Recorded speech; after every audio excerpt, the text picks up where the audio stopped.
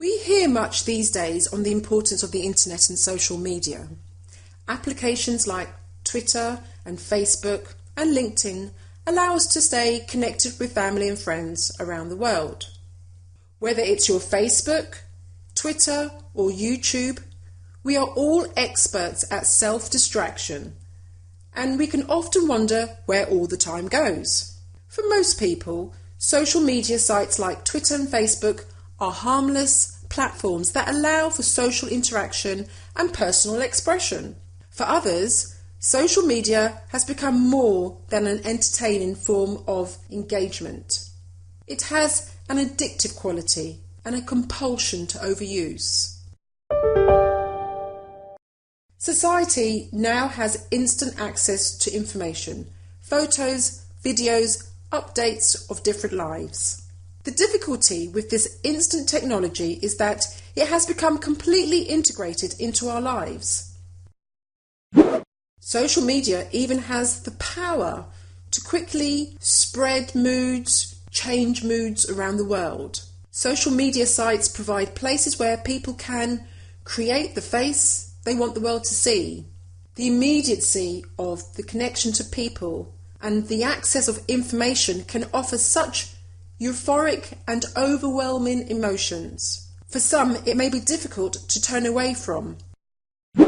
More research has shown that too much social media and smartphone use is affecting our happiness, stunting development in children, and decreasing academic potential in students.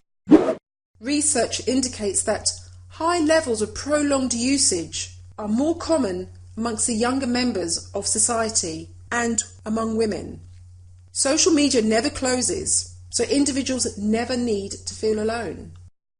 Some users may develop an emotional attachment to online friends and activities they create on their computer screens. Psychologists today are actually concerned that it's making us less sociable in real life and less likely to spend time with friends and family we know and love.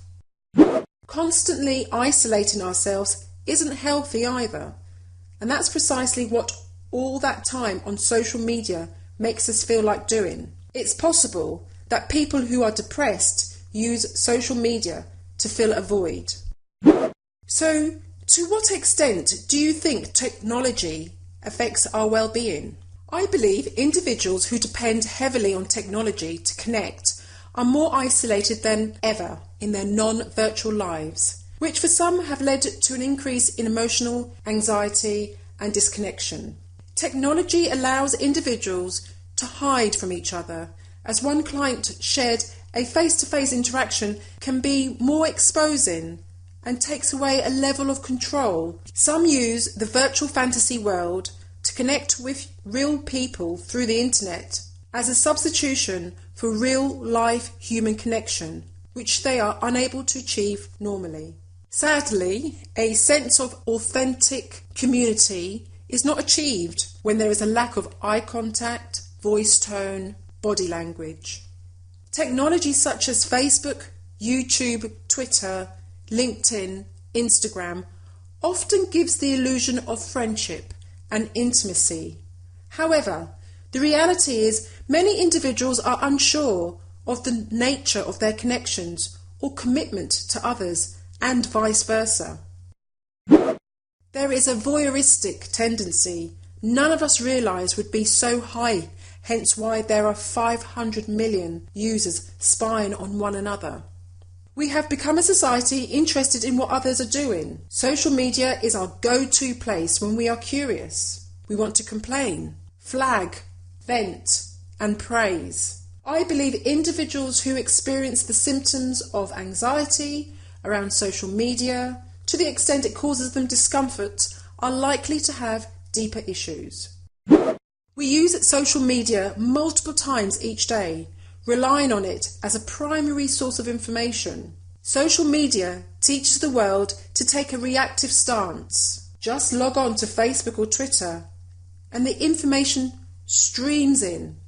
Everybody is doing it, from presidents, celebrities, royalty, sports people, A report from Informate Mobile Intelligence found that people in the US check their social media accounts 17 times a day.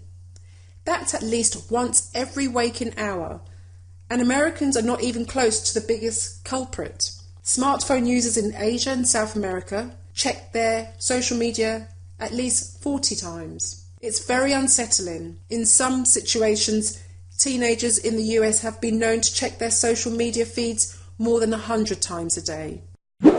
In some countries, there are rehab programs being set up for social media. I believe we can avoid going to rehab by implementing some simple but necessary practices into our daily lives. This course is about being proactive, about curbing our social media use.